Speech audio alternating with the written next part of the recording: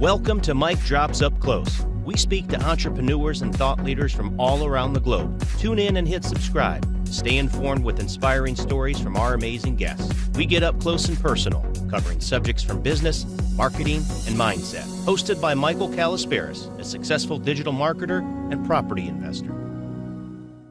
Welcome to Mike Drops Up Close. Really appreciate it. I know you're really busy. I'm actually not. You're not? Oh God, that's rare. Well, I don't use that word. I don't allow myself to. It's busy as a choice. I actually think busy is one of the worst words in the English language. It's a horrible misconception. The word business itself is a fucked up word because people think that it's busyness. So people think that they're busy, they're in business, and that's not true. I make time for the things that matter, and I don't make time for the things that don't. So I think busy is a choice, and it's a badge of honor in our culture. I used to say it all, I'm so busy, as if that makes you an important person. It means you're not prioritizing your shit right, and you're probably overextended, and you probably need to. Yeah. Yeah. Well, I certainly need to get more priority in my life. I tell you that much. It's very, very tricky. A lot of juggling going on, but I love the mindset. But that's a brilliant. It's good to just block out those sort of words for the reasons that you expressed. It's something I'll probably try and take on and do it myself. But I want you, with Mike Drops Up Close, what we do is we talk to entrepreneurs about their journey, how you came to where you are. I mean, I know I followed you, and I know a bit of your story, and it's pretty amazing. And the story when you were in London, and there's two guys, sort of like, I'll let you explain it. But that really struck home with me massively because where you explained that you had to niche down. You didn't have to niche. You realised you were trying to do too many things, and then you found your purpose in life. And once you found your purpose, that was it. You went flying with it all. And I've seen your ads and I've seen your copy. It's amazing. I mean, Ian Stanley is an amazing copywriter. Your ads have been stitches every freaking time. It's like, honestly, I swear to God, I've got a childish humour and I don't care. I am me. And personally, I love stuff like that because in a life full of a lot of, stresses, there's nothing better than seeing your ads and stuff like that. Really. Oh, I'm glad to hear that, man. Which ones are you talking about specifically? Well, I swear, all of them are brilliant. I mean, actually one of my favourites is the Ty Lopez spin-off. I quite like the Grant Cardone. I've got a friend actually who's hosting an event. He's there bringing the 10x thing to the UK, and my friend Matt's actually doing the event part of his team.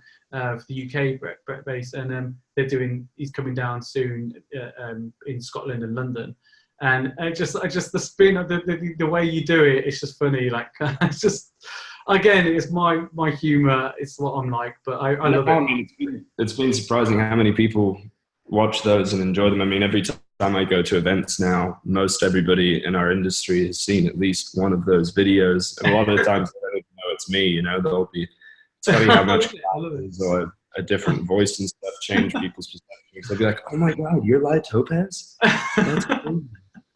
It's brilliant. I put a couple of links to some of the ones that you've done when I'm posted out a couple of days ago. But there's quite a few you've done, which I think are bloody brilliant. You did one actually. It was Ty Lopez, at his home. I just loved it when you're apparently his home, when you're walking around and you're talking about, you're just picking out people and saying, yeah, he's my servant pretty much. And servants, yeah. That's the first one I ever did. That was at the chateau in France where I just love it. And like the beach one. Welcome to my private beach. This is the beach in Santa Monica. Just definitely not private. That is so funny. I just love it. You see these random people like that. What the hell is he on about? I'm his servant, kind of thing. I just love it. It's brilliant. Well, the funny thing is that first video. So that's where I'd got the idea. We were staying in this massive chateau in France, out in like an hour and a half outside of Paris, and I was there with like all these really high level entrepreneurs. It's like Mike Geary, who has been around since forever, and Tyler Bremer and all these. It was mainly a bunch of health guys, really, but these are like, especially at the time, this is, you know, this was couple of years ago now. I was definitely the youngest and least successful person in the room, and I, you know, then walked around and called them all my servants and I just loved it. And their faces. Well, some people who knew who was in the video, they're like, it's actually funnier that these people that, you know, most people would love to just be around, and I'm calling them fucking servants. Yeah. But that was fun. That was a lot of fun. That was, because I didn't really do many videos before that. I just posted that one up, and it just started getting shared like crazy, and that was how it all began. That's brilliant. It's brilliant. I loved it. I absolutely love it. So I'd love you to sort of like, I mean, that's part of your story. If you could explain to us how you began, because actually you were born in the UK, is that right? And I was actually born in California. So I was born, and then in the UK. So my dad is from Liverpool, and my mum is from California. And so I was born in California, and then I grew up in both. So both my parents live in California. They're still together. They have been. I realize a lot of people think my parents are divorced based on that. They're not. You know, we'd go over for summers and stuff to London when I was younger, and then I used to, or actually not to London, we'd go up to the north. But I actually moved to England by myself for part of high school. I went to a tennis academy in London. Oh, cool. Yeah, and so the story I think you're referring to is when I got mugged. That's right. Yeah. You were saying, and they took your phone and so on. If you could explain that story to people, because for me, actually, it really connected. It really, because when I used to work at the BBC in London, a similar thing happened to me, but it wasn't quite as you know, I kind of got away with it. Basically, I jumped on a bus, and these idiots, you know, it didn't actually get fully mugged, but they tried to. And cut long story short, I realised then that you know, did I really want to be at the BBC where I was working? Was it for me? And I ended up sort of like looking at other options at that point. I didn't leave straight away, but eventually I did. But there was a pivotal point, which was, you know, this is what I'm talking about. There was a pivotal point. That was something that you mentioned was pretty much of a pivotal point for you. The big pivotal point was when my son was born healthy, then through negligence made blind, deaf, with spastic cerebral palsy, lost everything but taste. So that was a big shock to me, where my life changed. And I think there's a pattern here with a lot of people that strive to do well in their lives, entrepreneurs, whatever you want to call them. There's something happens where it's just like, you know, it's either, you know, sink or swim kind of moment. But yeah, I'd love to hear about your. Yeah, well, so I mean, what happened to me was I was walking down you know, a street in London. I actually went down to the train station, and there were these 5 guys down there who weren't particularly friendly looking, and I was alone down there, and so I thought, okay, I need to go out. So I went up the stairs. They followed, and then 3 of them stayed on the other side of the street. 2 crossed. They cornered me, and you know, they said, you know, has he got any eats, bruv? And I said, no, I don't have any. Has he got any eats, bruv? I said, I don't have any food. He said, not food, bruv. Has he got any money? And I said, no. And they said, has he got any money, bruv? And I said, no. And then that was when, so what actually happened is the guy took out the knife, he knocked it onto the sign next to him, and then just sort of, you know, and then held it. And then I gave him the money, and then said, you know, give us your mobile. I said, no. They said, give us your mobile. I said, no. And then they said again, I gave him my phone, which was a shit phone anyway. And then they walked away, and I actually said to them, I said, hey, wait, can I get a number out of that really quickly? And like the most insane thing they had ever heard. They looked at me like I was like you know, I just discovered dinosaurs or something. Like, it was crazy. And then the adrenaline, I went into the corner store basically right there and told them what happened. And then the adrenaline all dropped, and I started crying. But what happens in those moments that people don't understand when you're mugged like that is, you know, you're not a person. You're a resource to them. You're just, you know, you're just meat wrapped in skin and bone, and they don't care about you or anything about you. And so, but the thing is there are people that get mugged who don't have as profound or have such a big experience. But when you're 15 years old and you haven't formed your identity, it becomes a very big thing. And that feeling, I'll never forget the feeling of standing there and going, the lack of power and control because you are a slave in those moments. You are completely a slave, and you don't want to feel it ever again, and you don't want anybody else to feel it again. So I became obsessed with martial arts, and specifically like actual real violence training. And then it got to the point where all I thought I was going to do with my life was join the military, go into special forces, and basically kill bad people. And then I wanted to go into whether it was CIA or because I can also go in either branch of, England or the US. Yes. And so that was really all I wanted to do with my life, because I became completely obsessed with never having that happen again and basically becoming unkillable, which is not realistic anyway, because no matter what, there are so many variables in life you can't control. So basically, I became so obsessed with control to the degree that I learned how to control people's actions through words that I could write on a page and have them pull out a wallet or do specific actions just based on things I had written on a computer. So that was a hugely defining moment. It didn't lead me to the path I thought it would. I definitely thought that I would have been in the military, or at least done something in the realm of violence.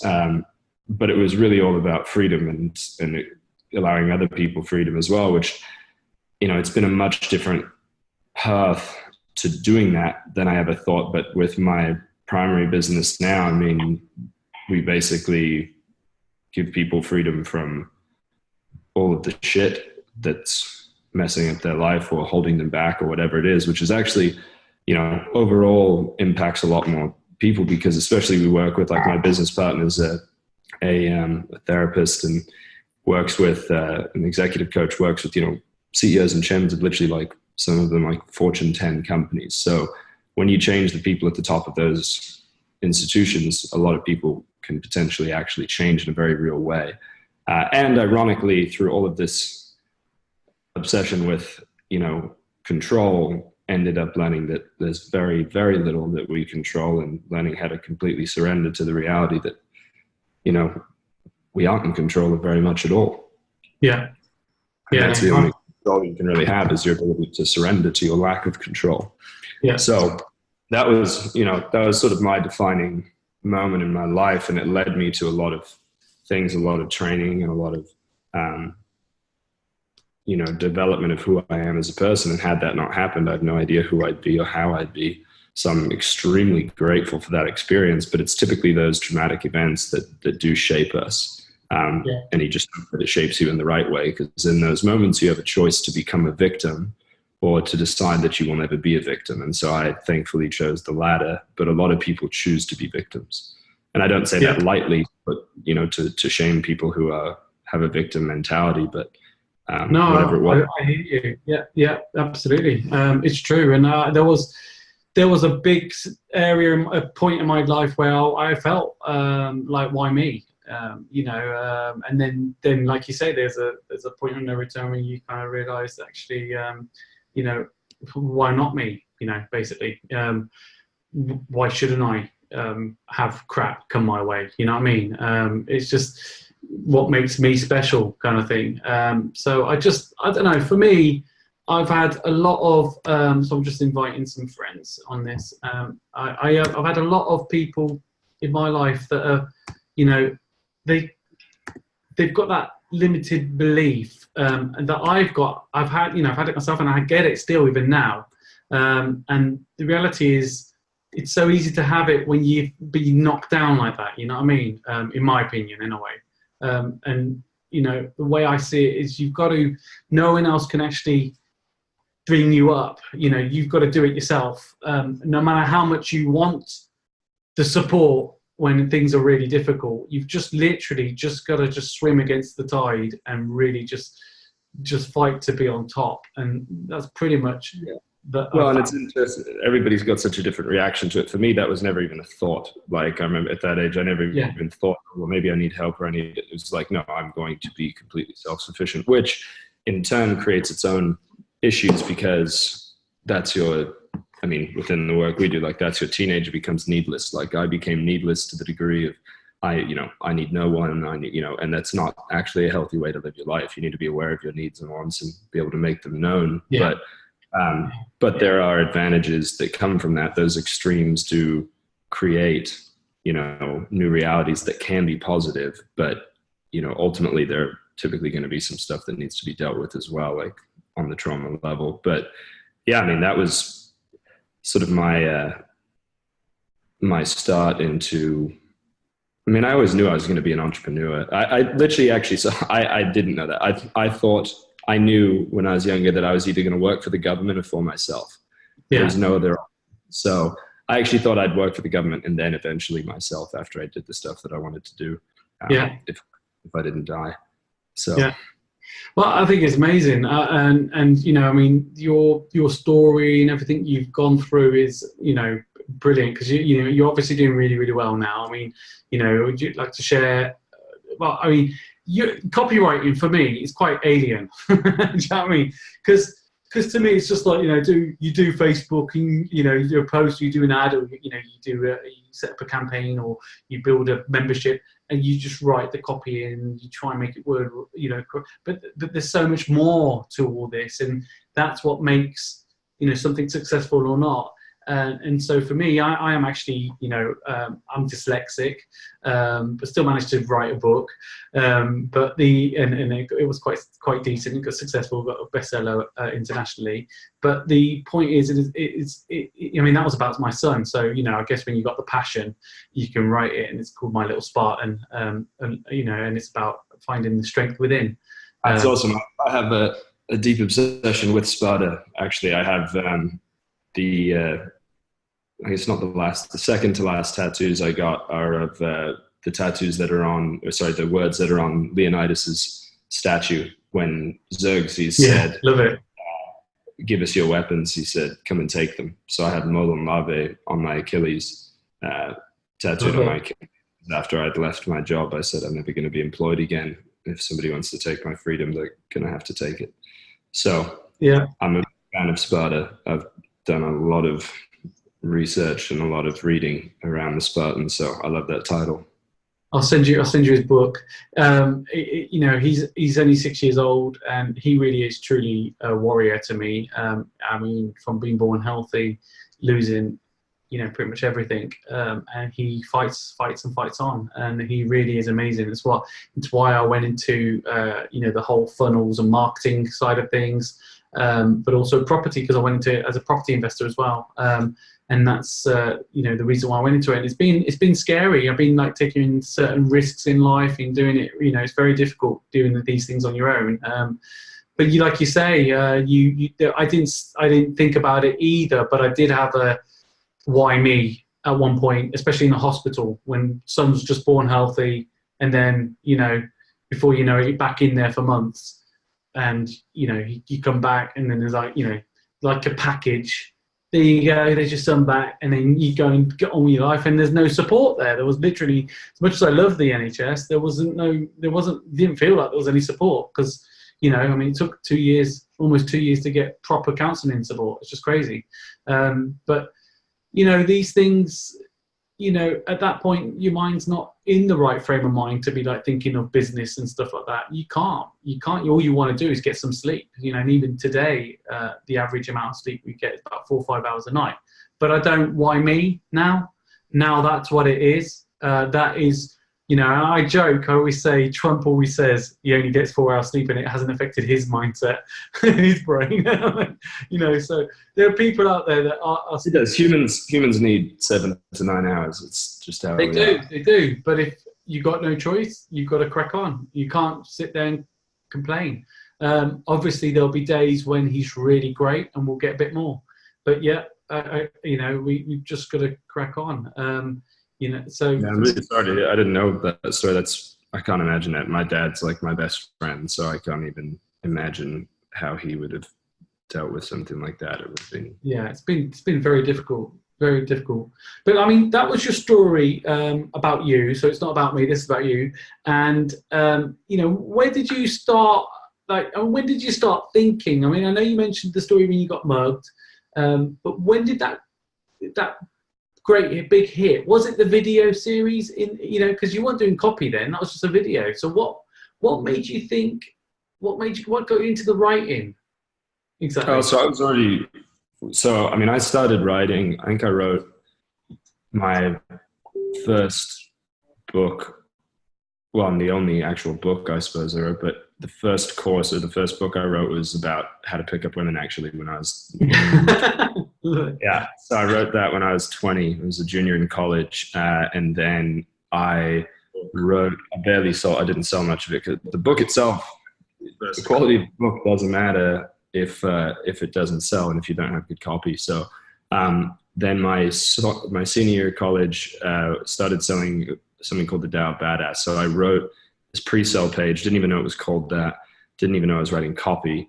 And then we bought some ads and people started buying a bit of that. So I made a couple of grand, but it was like, I remember that first sale, I through my apartment like a crazy person screaming, just so excited because it was $113.89 or 84 cents something. And then I remember I went to class like the next day. I took a final and I came out of the final and it was $113 and I was like, I just got paid to take a test. Oh my God. And my friend ran the ads, and so I just I leaned towards the writing side, and I wasn't actually a writer in college at all. I quit the English classes I was in because I took an English class my freshman year about superheroes because I wanted to write a paper on Batman because I was obsessed with Batman. And so I ended up, that was the only B I got. And I was so pissed off that I was like, fuck that, I'm not going to take a test because there was one A given in the class and the teacher was all, it's all subjective. And so I was like, it's bullshit. So I actually sort of actively went away from writing. And then, so after college, I ended up, that was, the thing that I made a decision was everybody was trying to make money online and they're trying to build a website. They're trying to, write copy, create a product, run traffic, do customer service, all this bullshit. And I was like, everybody's broke. And I was like, I'm going to get good at one thing. I decided it was going to be copy. So I did Copy Hour, which is Derek Johansson, who's been a business partner right now, his product. And I would hand copy a sales letter every day for an hour. And that was my sort of dictator of whether or not I was successful for the day. It wasn't based on the results. It was, did I do the practice? Yeah. And so I ended up then working with a guy named Mike Colella. We had in the credit space, and we had a list of 1.2 million people, an email list. And I wrote all the copy, and then I wrote the VSLs and stuff. And so we ended up, I just split tested the shit out of everything, and I learned a ton. I deconstructed all the principles. And then after working, and so like there are so many people, I was very good enough at email to start a course then, but I never wanted to be the guy who only made money teaching people how to make money. So I waited until we had sold, a few $1 million worth of products before I did my email course. And I actually made it because when I left him, I wanted to make sure that that he could find somebody to replace me. And so that's when I launched my first, the 80/20 email copy course. That's been like 4 years, maybe something like that. I don't know. And then I worked with a company called Crisis Education. We had a product called the 4-Foot Thumb that was a really big offer. And then we had this perfect water purifier. So we had water pitches. And then I was the copywriter. I mean, it was me and the owner. And then, there was the team around us. But we went from like 9 million that year to like 18 million the next year. And we had put 15 million just in rebills scheduled for next year. And so I was basically running all the marketing, but I ended up becoming the face of the company. So I was doing videos where I would drink out of toilets, and that's when I started jumping on camera because we didn't have anybody to go on camera, and I was just like, I'll do it. And they were like, okay. And I really enjoyed it. And so I made videos there, and that was the first video that video went to like 500,000 views in like 2 days from drinking toilet water. And so that sold us a lot of that. And that got a lot more views over time. But that video was actually kind of the birth of a lot of things for me. It's how I met one of my mentors, Ron Lynch, who has sold billions of dollars through brilliant. And so he actually called me and was like, I remember being on the phone with him. I was like, it's a few years ago. I'm like, 25, and this guy who sold OxyClean and fucking Foreman grills and GoPro and all this stuff is talking to me on the phone, and he was like, I loved your ad, that was brilliant, da, da, da. And I was like, this is crazy. So that was kind of my start, and how I made my name was in that, because we had a really big offer in the health space. So a lot of we had a ton of affiliates. I mean, people like the Mike Gearys and people that were very successful and well known in that space. And so I had a lot of credibility. And when I left there, I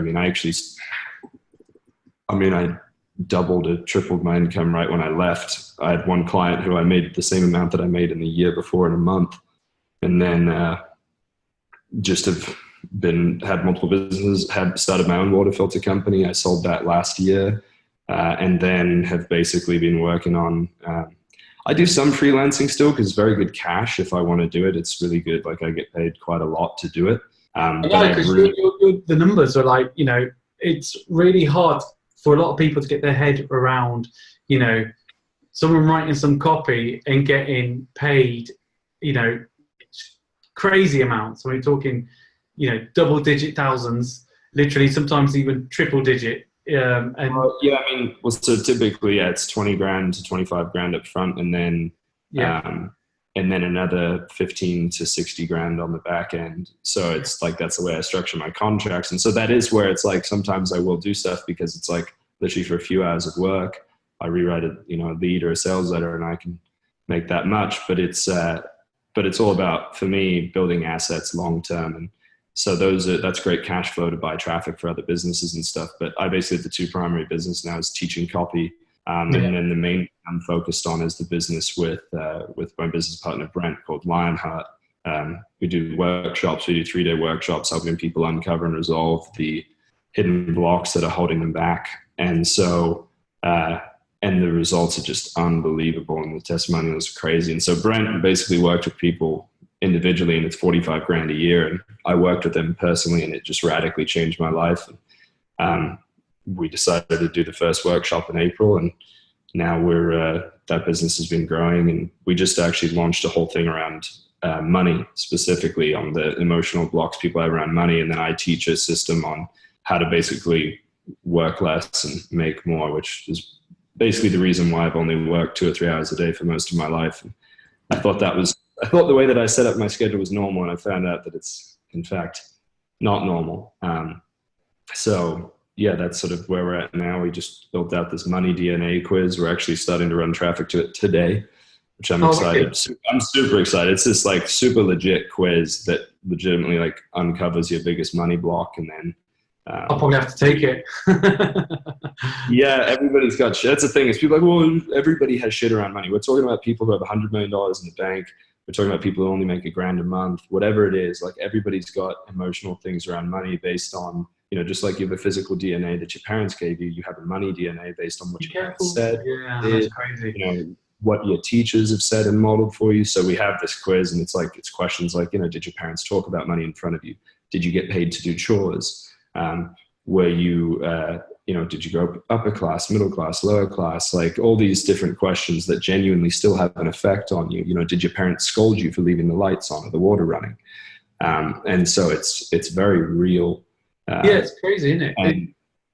Sorry, I was going to say, it's true. All these things that you take for granted as you're growing up. And like you say, I mean, it's very easy to forget those little moments. But as you'll read them, saying them, I was thinking, I do remember them saying, make sure you switch the lights off. Because, my parents came over with nothing, literally. And they carved a career and those moments that we take for granted now, like switching the lights off, are exactly what are ingrained. And people don't really if you got paid to do chores, that alone is a very big, people are like, well, what does that mean? What it means is that it was ingrained in you from childhood that you had to, in order to get money, do things that you didn't want to do. And then you look at literally the population, 80% of the population doesn't enjoy what they do for a living. And basically people have been conditioned to believe that you just have to do things you don't want to do in order to get money, which means to keep on doing things that you don't want to do.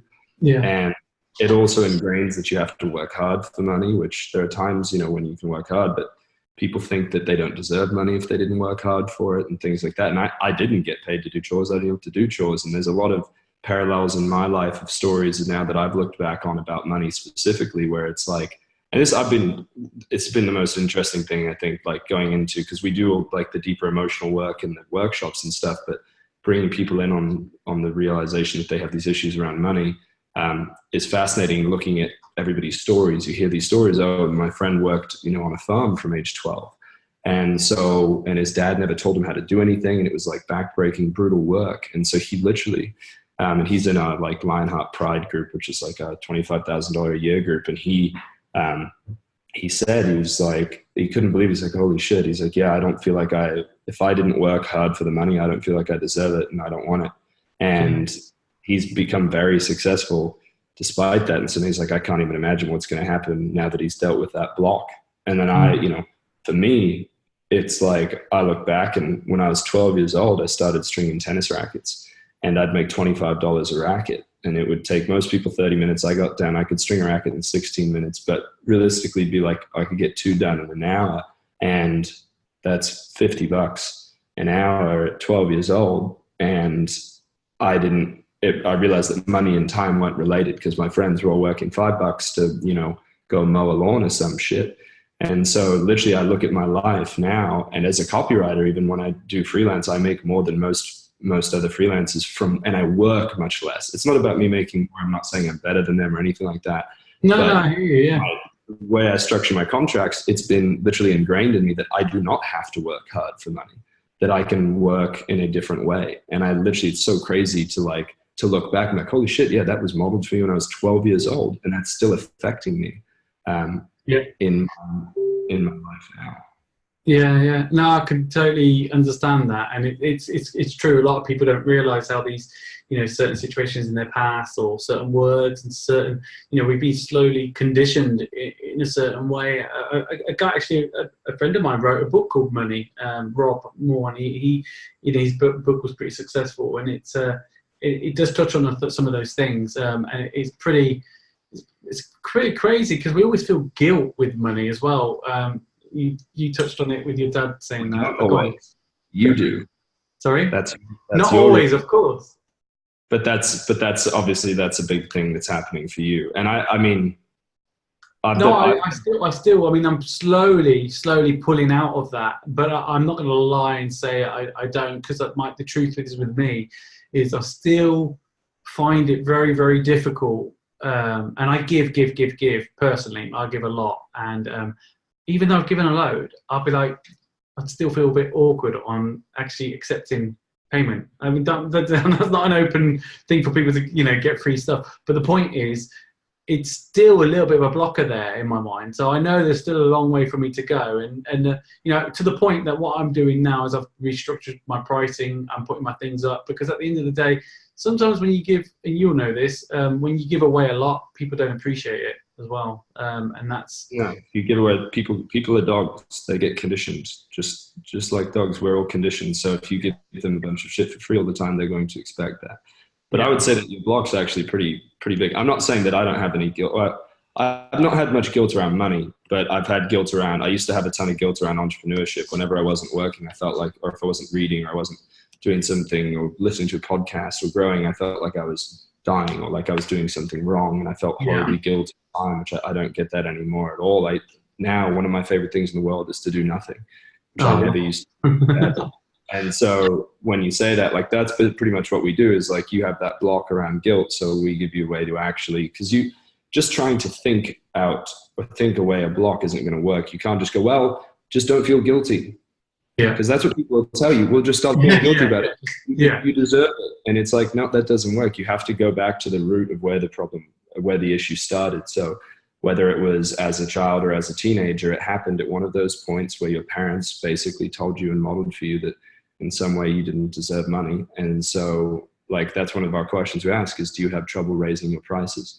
Because I used to get on to people, I'm like, I don't get it. Just raise your price, like, charge more. And they're like, and they're like, yeah, I know. And they wouldn't do it. And it's because something internally doesn't agree with what they know they should do, because they don't actually believe it.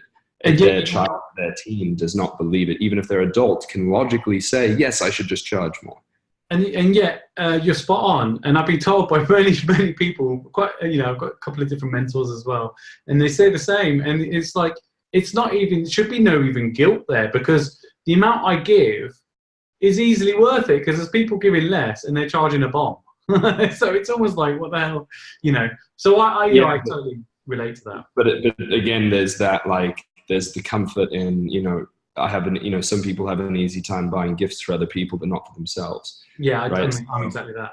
I do that all the time. So which again is another indicator of like, that's not actually, that's something that's been modeled for you and that you've sort of taken on as a belief as well. If I give, people should just want to give me, but then actually when they do, you're like, well, I don't actually feel comfortable with it. Yeah. And there's an incredible, I'm in therapy, for goodness sake, you're spot on.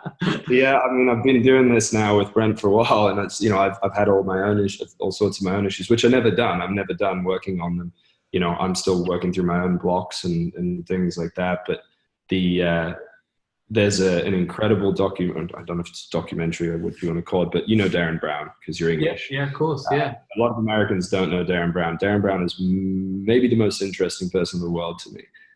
He's brilliant. I actually just had a new Netflix special come out, and it's called Sacrifice. And it's I have heard of it and seen it, but I've not.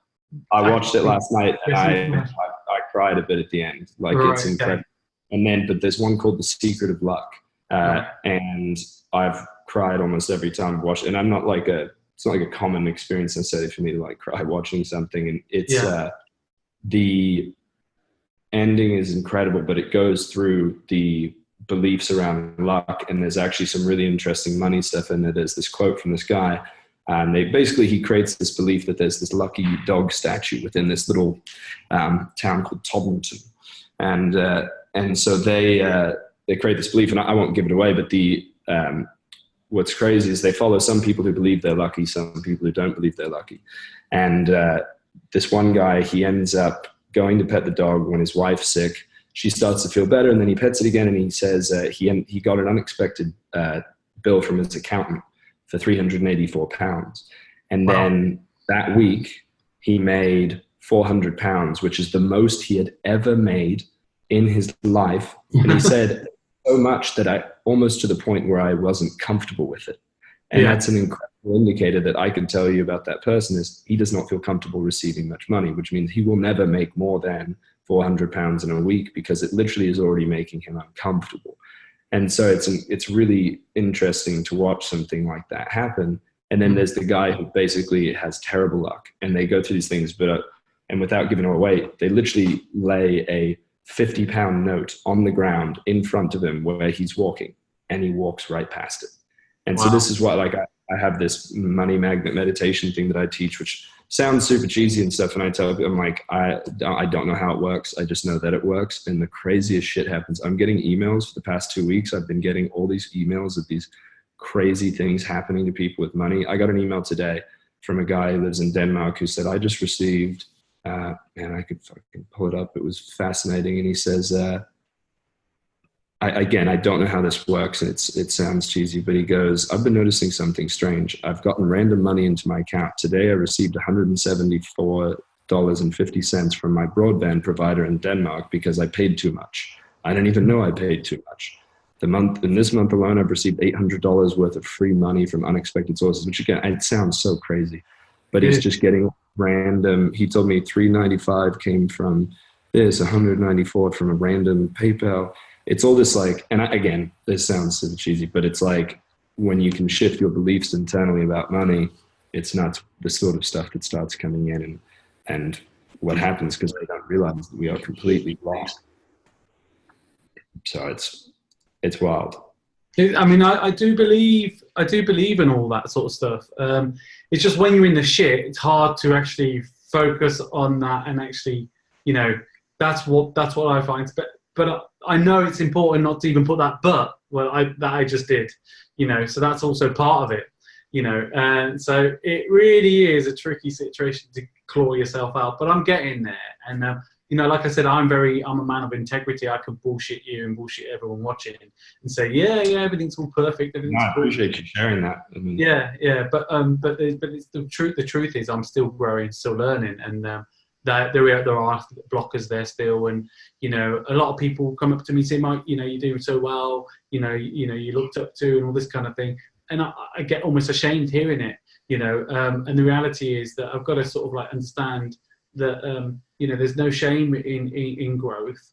I'm quite proud of and I actually did a video before this about the risks that we take in life and things that we do, And actually, with the stuff I'm juggling, I'm really proud of what I managed to do. You know, I've done very well with what the stuff I've been having to juggle, and I'm starting to turn. In the last year, I've really started to turn, and it's a slow, because this is a lifetime of like habit. You know, it's a habitual negativity almost. It's not pure negativity. It's just a lot of bad luck. You know, and yet I know that there is actually a lot of good luck. It depends how you see it. You know, my son's not dead. You know, he's alive. You know, and some people might say, you know, well, he might be better off dead. And as deep as that sounds and horrible, because you got not much of a life. But F you to them people, because my son is amazing. He keeps me alive. He inspires me, like I called him my little Spartan, like I said. And you know, he really is an amazing child. He's really taught us all massive lessons. He really is brilliant. And so for me, that's helped me in my growth. And I wouldn't have never done what I would probably be on the dole, you know, literally drinking, addicted to something, you know, alcohol or whatever it may be, drowning my sorrows, if I did not see the fight that my son has within him. He really is unbelievable and a beautiful child and really an amazing personality. I know he's locked in. I know he can't, you know, express a lot compared to other people, but, you know, he speaks volumes to me with just his eyes. You know, he really does. And people don't understand that. So when I get drawn down into my own crap, my own depression and all that sort of stuff, the first thing that I think of, I think I might even have a book. Yeah, here we go. It's a little plug. Here you go. Here's my book, My Little Spartan. And it says on there, embrace the struggle to find your strength.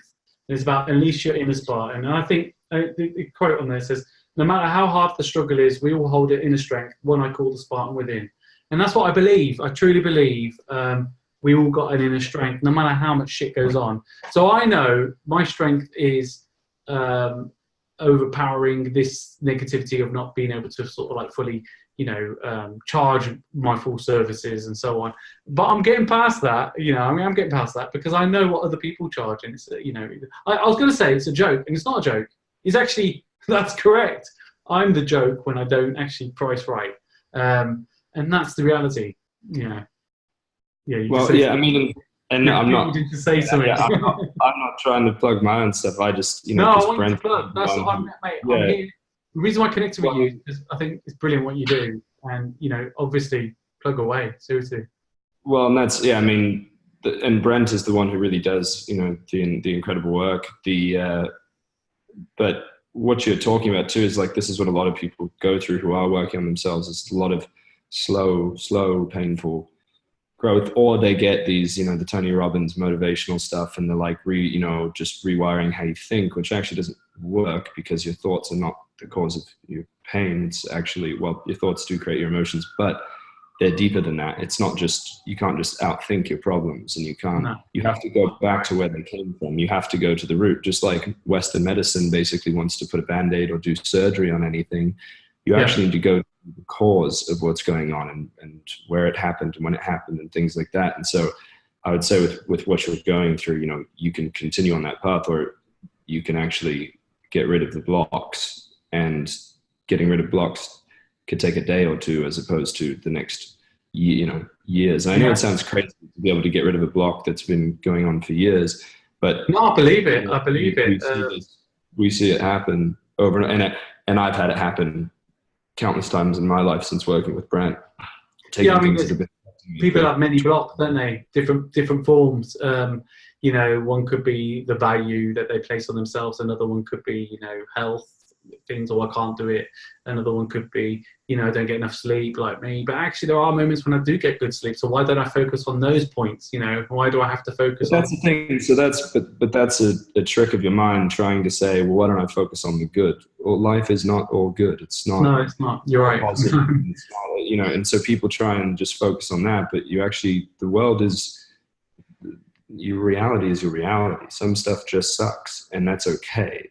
It's the goal of life isn't to be happy all the time, but you can feel good even while you're feeling pain and while you're feeling anger and things like that. Every emotion has a gift, and this existence is very much based on growth. And you know, we are able to enjoy and experience life well, even through difficult circumstances. But it's this whole bullshit of trying to think everything. And I was this way. I was totally this way. Oh, everything's great. Think about the positive of that. Think about and yes, there are upsides. Everything in life is a double-edged sword. It's all a duality. Nothing exists as an absolute. Nothing is all good or all bad. Just like having great parents, so being very good at things growing up can make you lazy because everything came naturally. And so when something gets hard, you quit, or you give up, And so it's like everything exists as a double-edged sword, just like, and your situation is about as hard as it gets, in my opinion.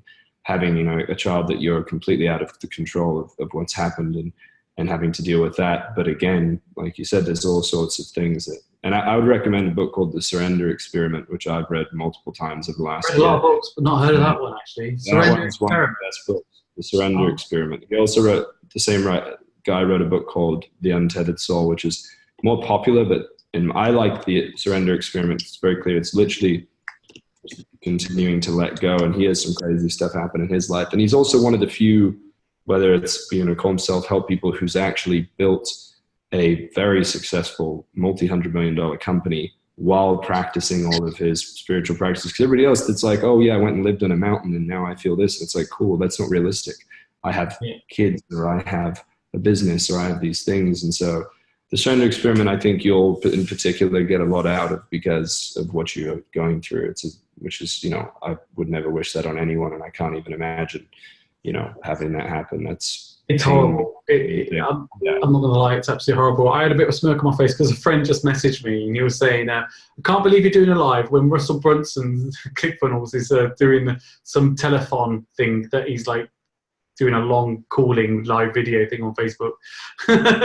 Most of my friends are into that. But yeah, I don't care. Fucking cares.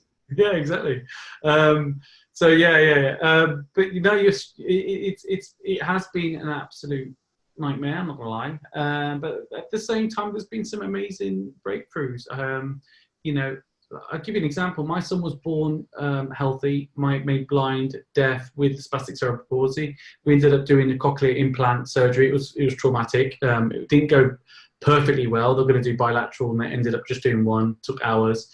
Then we ended up doing another one, and now he hears kind of like robotically with these implants on his head. So he hears something now. The other one was he was declared blind. We looked up a specialist in America called Christine Roman, and they use a tungsten torch therapy in the night. And basically, me and my wife, we didn't have a carers at the beginning when all this was going on. And even now, we haven't got full-time carers, throughout the whole week. It's just like there's always gaps, But we did this tungsten torch. So in the night, when everyone was sleeping, we would put the torch on, watch his pupils shrink. Although he was blind, he wouldn't flinch, which is just weird to see. And he'd switch it off, and they would just naturally grow. And it's just almost like massaging the pupil. And it basically, apparently, reconnects the nerves to the eyes, because his condition is called kernicterus, which is brain damage through severe jaundice, which wasn't controlled when it was sawn and all this kind of thing. And long story short, his eyes are perfect, but the connections from the brain damage to the eyes are not. Right. And now, not too long ago, they did experiments on him, and they reckon he can see. But it's how he can communicate that to us. And we truly believe those kind of things. He was also tube fed, and we tried with a bottle, wasn't working, but we just kept on trying and just pushed the bottle in his mouth, teated it, a bit of taste, just endless, believe me, endless sort of training almost. And now he can suck from the bottle. And yeah, so it's been a hard journey, but with a lot of, and my wife is amazing. She's gone through cancer. My daughter as well, born after, had a severe, it's a rare condition called Joubert syndrome. And exactly, she's very well with it though. So I don't even, in my mind, I don't even think she's disabled, but I know the consequences of these things, and it's, apparently it's a genetic mutation, and some experts, if you look into it, you either got it in your family or you haven't, or you've got the same genes and you haven't, but it can happen through a genetic mutation, and that can happen from sheer stress apparently. When obviously she was in sheer stress. So one thing borns another, which is quite scary. We don't know. We'll never find out the facts. These things happen, and she's an amazing child, and she has her moments of it's 0 to 100 in temperament, you know what I mean? But she's amazing. So you got the spectrum of severe to disability physically, and you've got the other aspect of the sort of your sort of like snappy can be, but I don't, like I said, I genuinely don't see her as disabled. And I've got another daughter who's amazing, Ellie, perfectly healthy, bless her, who's had to deal with a lot of it. And actually, she wrote in that book a little bit. She did a little, and she's only she wrote when she was about 8. She's 9 now, but she just wrote these little cool poems and little messages and all this kind of thing of her life. But yeah, you're right. These things are here to test us, absolutely, and it is how we think and how we feel, and it is no problem. There shouldn't be a problem in us. You shouldn't feel guilt in feeling certain ways. You're absolutely right. But I know I've got a lot to learn, so I'm gonna have to look up you're gonna have to throw me shoot everyone, shoot me a link, and I'll throw it in the comments. I know a lot of people, a lot of my friends, connections, unfortunately, are like funnel builders and property investors and stuff like that. So what I'll do is I'll throw it in the link, and on the replay they can all check it out. Yeah. But yeah, no, I mean, I think the money one, if just taking the quiz, the money, it's at moneydnaquiz.com. But yeah, man, I can't even. Yeah, what you've gone through is. I'm gonna write it now. Yeah, that's moneydnaquiz.com for that one, and then there'll be links and stuff to the workshops in there. But that's it. You can go to Lionheart or thelionheartworkshop.com as well. Okay. Read my email copy and such. But yeah. Cool, man. Here we go. Just write it here. There you go. moneydnaquiz.com. Just making sure it's correct. Cool. So yeah, I mean, I think it's amazing what you've done and what you've achieved. I think it's pretty damn, impressive. It's not easy for people to just do this and suddenly just get there and actually start, smashing their goals and everything like that. And you just seem to have just gone in your stride and just done it. And like I said, I love what you do. I know the video side is not really fully what you do, but it's fun. I love that. I mean, making videos like that are incredibly fun for me, and that's what a lot of this stuff's about. Is about fun. It's not just about making money or business. Okay. It's about I'd love to ask you what makes what you think makes obviously a great copywriter, but what do you think is the key thing to high converting copywriting? What would you say? Is it the stories, the headline? Is it the close at the end? Is it the call to action? For instance, what would you call Yeah, I mean, so I would say above all things is empathy and understanding that you're writing to another person who's got problems or who wants, certain things in their life.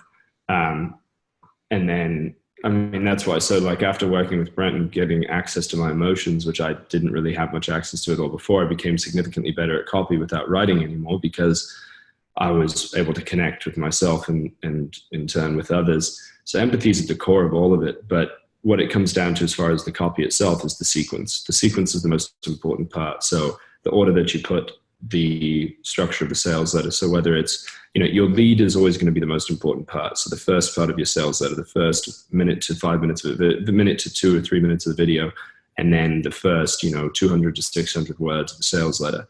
So for the most part, when I work with clients, I just change that and we'll get massive results. I've had, actually with one of Mike Geary's funnels, we got rid of the first sentence said, "Hi, I'm Mike Geary with this," and we got rid of that and we got a 20% lift.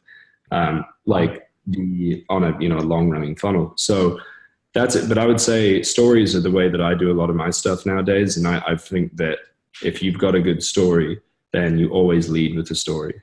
Paris Lampropoulos, is a great copywriter and a friend of mine. He said, if he has a story lead, he always uses it because if there's a great story, it's how humans communicate. It's how we pass down language. It's how we pass down things before the written word. Stories are how we remember things. The reason the Bible's more popular than Buddhism is because the Bible tells stories. It's got better marketers. It's very similar message. One's a how-to and one's the you know, the story version of it. And if you look on Amazon, guess what sells better? Fiction. Fictional. I'm not calling out religious things, saying the Bible's fiction. I'm saying that fiction is typically story driven, and how-to books are typically not. And the more story driven something is, the more likely people are to read it and remember it and actually do things. And in a sales letter, your goal is to make people feel as much as possible, take them through a range of emotions and get them to feel enough that they feel compelled to buy whatever it is. And doing that, you want to sell people what they want and give them what they need. So that's part of even what we do with the money stuff, is we sell the Lionheart Money Matrix and give people what they want, which is a way to bring more money into their life. And then once they've done that, they realize, oh man, I could apply this to my relationships, to my weight, to my health, to my, relationship to my parents, whatever it is, and then get them into the deeper work. But we start with what they want, which is more money. And then what they need is deeper work. I bet you that's brilliant information. Great nuggets there. I think personally, I think you're spot on. When I was just thinking as you're saying all these things and the sort of things funnels that I've even, I've never even thought were funnels back a few years ago that you kind of find yourself falling into, and it was always, they're following those routes pretty much, those steps, and yeah, you're pretty spot on. I mean, I've always been a little bit kind of like to use, because I actually get my work through word of mouth. I don't actually promote my work, and although I do Facebook ads and get results for other people, I haven't done it for myself, which it's kind of nice, but then it's stupid as well. But at the minute, that's a block around doing. A lot of us will do work on other people's stuff that we wouldn't do on our own, and it's because for some reason we don't feel we deserve it. Yeah, which is really strange, because I've created some really amazing results for people, and I'm not saying that for big-headedness, but like I've got people that are mentors, and they've said to me, you're just gonna start, you don't want to strangle me, like just put your prices up and just get yourself out. I did that for a long time, as I didn't run ads. I would just keep creating new products and stuff in my tiny list, and then it was like, well, why don't I just run ads and build a bigger list, and then I'll make significantly more. And I knew that for a while, but it takes getting rid of blocks in order to do that stuff sometimes. Yeah, definitely. Oh, I know I've still got blocks there, without doubt. There's definitely stuff there going on, and I think it's very easy. I've been going at the minute through doing the property journey, so the real estate journey, and going through a refinance, which is just taking forever. It's just killing me. It's really nerve-wracking when you go through refinance. Lots of changes in the market in the UK and all this kind of stuff, and so my mind's been on that whilst I've got other stuff going on, and I want to create my own stuff and sort my own stuff out, and it's just like, and I came to a point where, and I put it in a live before this, about an hour or two before we went live, and I said, pretty much I fucking had enough of myself, pretty much, in the sense that I'm going to actually say I'm pretty amazing of what I managed to do and what I've created in the time, and lack of sleep, and writing a book, and it being pretty successful, and obviously juggling other people's funnels and doing their bloody doing real estate, and going from zero real estate to having a small portfolio, and and it's kind of like within a year, creating brilliant results for other people, whether it be creating membership sites, online courses for them, or playing, events and funnels for events and stuff like that. But the one thing I know I'm crap at, but some people say I'm not, is copying. And then I realize, actually, no, I'm not. I just need more thoughts and more time. And the thing is, everything in my life, because of all the stuff that I do, is fast. So I have to, and so when I read back, my brain's just done it too quickly. So when I read back, what I've written just doesn't make sense to me. I have to go back and move that sentence back there, then take that back. That's okay. It's better to put it down and judge it later. Yeah. Most people are judging as they're writing. Yeah, I can't do that. I do just blur it out, and then I thought, good. That's a good thing. That's a very good habit. Is it? Okay. So that's great to hear from a copywriter. That's most people's problems the other way around. They stop themselves while they're writing. Right, no, I'm all flow. I'm all flow, but I find it does throw me. It just makes me sound like a complete crazy guy. But I'm a creator. I don't know if you've ever done any form of like wealth dynamics. In a lot of the entrepreneurs, go and take these things, and I'm a creator star with a bit of mechanics there, so I'm a bit geeky on the computer stuff. But Yeah, I'm creator star. So yeah, you are as well. Yeah, a lot of entrepreneurs tend to be creator star. I mean, you've got Richard Branson and loads of people that are creator stars, and then you got the people in the back, are lords and stuff like that, which are very numbers orientated and all that kind of thing. But yeah, no, I mean, but there are that's why there's benefits of partnerships when you align yourself with the right people that you complement each other, not headbutt each other. There's a difference because you can always be so different. It's almost like, why are you like that? But the truth is, you find the right team, you can go far. Because you said yourself you're working with Brett, yeah? Is it Brett you mentioned? Brent. Yeah, right, okay. And so where did you turn from independent on your own to working in teams? Was it obviously you're working for a lot of other people, creating great results for them, but when did you actually sort of like make that sort of like pivotal jump? Yeah, and I'm gonna have to hop off in a minute here. Yeah, but me too. Sorry, it's gone. No, that's fine. The big change. So when I had the water company, I realized that I was a terrible CEO and that I hated it. And I was trying to do everything. And I mean, we had employees and stuff, but I felt like I'd realized something before that, which is if I'm writing copy and making videos and somebody else is running traffic and somebody's dealing with operations, a lot of money gets made. So I just said, I want to put myself in a position to do that again. And so ironically though, with this business with Brent, I have taken on more of the CEO role and I do run the company. But for the most part, but the difference is my teenager. So within our frame, it's the child, your wounded child, the adapted teen, and the functional adult. My teenager was basically running my businesses. So I would get shut off. I'd get overwhelmed and I would shut down completely. I didn't want to work. I just, and I'd be closed off, or I'd be needless. And I'd like, I'm not going to hire someone for that. Or I'd hire someone and then I'd be like, well, fuck it, I'll do it myself. Right. And then, and things had to be perfect at times and stuff like that. And so when I partnered with Brent, the other thing is with a business partner, most relationships end, and this goes for normal relationships as well as romantic as well as business relationships, they end because of resentment. Resentment builds when things come up and they're not dealt with right away. So Brent and I have a format that he's developed that literally when we have something come up, we deal with it immediately. So there's zero resentment. We've had probably 3 or 4 things come up that we've had to deal with and talk about. And we have no leftover resentment because we dealt with them right away.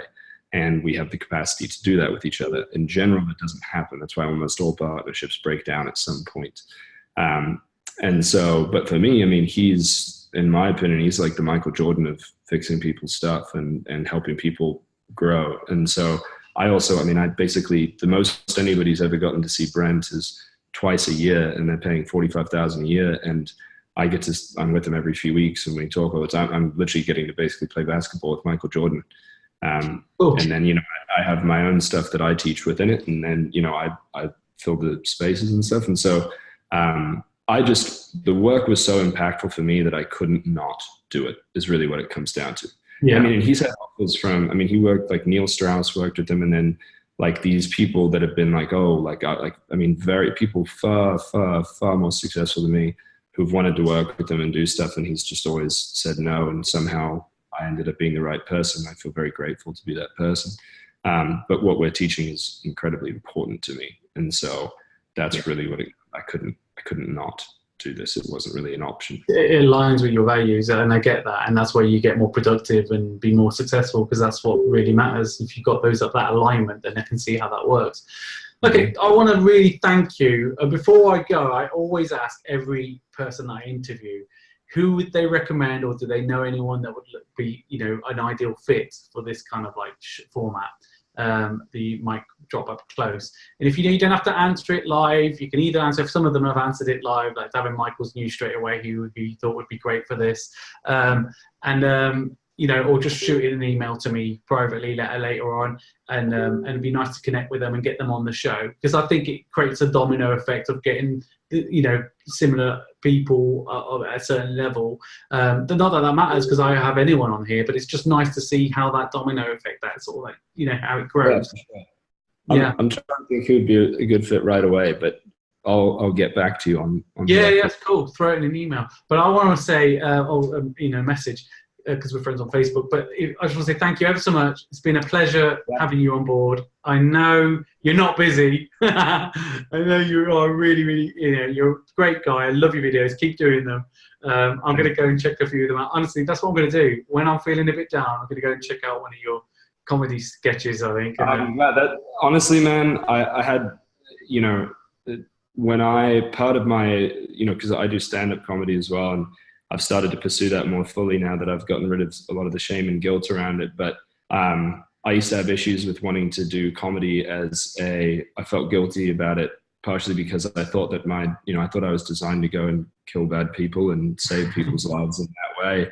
And so I always thought what I do with my life has to directly save people's lives. And then I realized over time, I didn't, and it wasn't until there was one example of like that comedy really can change people's lives, because I had a friend who had some stuff happen with his mum and then a girlfriend and then all these things all at once. And he was on the verge of, not wanting to be alive anymore. And he said he was having really bad, he was sort of on the edge, and he found one of my videos popped up where he, it was actually, I think, me on the beach. And he said he laughed so hard, he started crying, and it just made everything okay. And I was like, true. If somebody's on the edge of, not wanting to be alive anymore, and they watch that and that keeps them from doing something bad, I just never would have imagined that to be the case. And so whenever there's all sorts of hate, I'm sure, people can, I get shockingly little of it, but people can hate on any sort of videos. And the thing is you have fucking 99 people who go, I don't like something. And if one person actually changes their life in a really positive way because of it, then fuck the 99. I did it. So yeah, totally agree. Sorry. Okay. No, that's it. So I'm really happy to hear it's, it always, because the videos are just very fun for me. I have an incredible time. No, you got to crack on. You got to keep on doing them. Honestly, yeah, so I swear to this. I was in bed feeling very, very depressed. And you get these ups and downs. It's life, and I was feeling quite down. And I'm quite passionate and very open about my feelings. Because I know it's helped people. And there's been people that literally, I did a YouTube video, and this guy said, I'm glad that this video you did to help save me. Literally saved me. And I've had people say the same thing going through the disability and the book and all this kind of really help people. And yet the reality is, even my son's story has stopped other children getting disabled. So parents have been warned through the book. And so they've said, we saved their child, because where the doctors have said, no, it's fine. They didn't listen. They sort of like re-questioned it, which is what saved their child. So, I'm really thankful for that. But one thing that really cheered me up a couple of weeks ago was when I was searching for your videos, because I'm going to put the post out and so on. And I was feeling quite shit, to be honest. I was feeling really crap. And I know you got to go, sorry, but and I was just watching through them. And I honestly, like a crazy man, my wife was downstairs, and she could just hear me laughing like an idiot. She could just hear me, what are you on about? What are you doing? It's like, I was just like laughing. And I'd play the other one, I'd laugh. And it's just like constantly laughing. I'm thinking, what the hell? It was because I know, when you know these entrepreneurs, you know what they're like. It's just so connected, so much to it. And yet it's all in light, because we all know, we've got a lot of respect for a lot of these entrepreneurs. It's all in, like humor. But it's just, I just loved it. I think we got to, I take the piss out of myself. I've got a friend who messaged me on here saying, oh, Coconut Head or Peanut Head's live again, because I shared it out a few times. He's always taking the piss out of my boldness. But, I think you've got to be prepared to take a bit of shit if you give a bit of shit, basically have a bit of a laugh. And I personally love your videos. You've got to keep on them, because I saw your advert on one of them, and it just had me in stitches, man. Honestly, I'm glad, man. That makes me really happy. Thank you for sharing that. You put inspiring for me to keep making them. But we'll have to connect again. Definitely shoot me a link to the stuff that you're doing, and I'll put it in a post, and I'll probably do a follow-up video and put my nuggets and stuff from what I learned from you, and put a few repost your links. Cool. In the next couple of days or so. But it's great connecting with you. Let me know who you think would be ideal for this, and it'd be great to carry on. All right, buddy? Awesome. Thanks a lot. Appreciate it. Take care. Do your English accent before we go. Come on, I've heard it. But my proper one, my old English accent when I used to talk. English accent. This is how I used to talk when I moved back to America, but you know, it sort of faded over time, and now I sound like a fucking Australian, innit? I've seen the English one. Is like when you're in the suit. It's like Richard Daniel. Oh yes, of course. Yeah. Disgusted by the port. Absolutely disgusted. I can't put an American accent on. I'm afraid. I can't do it.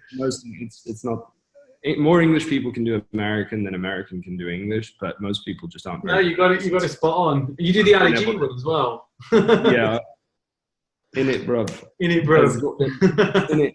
Yeah, no, I don't know. I've been doing voices and accents since I was like 5, so. Oh, I love it, mate. Anyway, booyaka chash to you, and we're going to shake off. Thanks again for joining Mike Mike Drops Up Close. I really appreciate your time, and I'm going to edit it at some point and put it on YouTube, and I'll send you the link as well. But thanks again. Really appreciate it. Thanks again, buddy. You take care. All the best. If you enjoyed listening, then please subscribe to The Mike Drop Show and connect with Michael on Facebook, LinkedIn, and Instagram.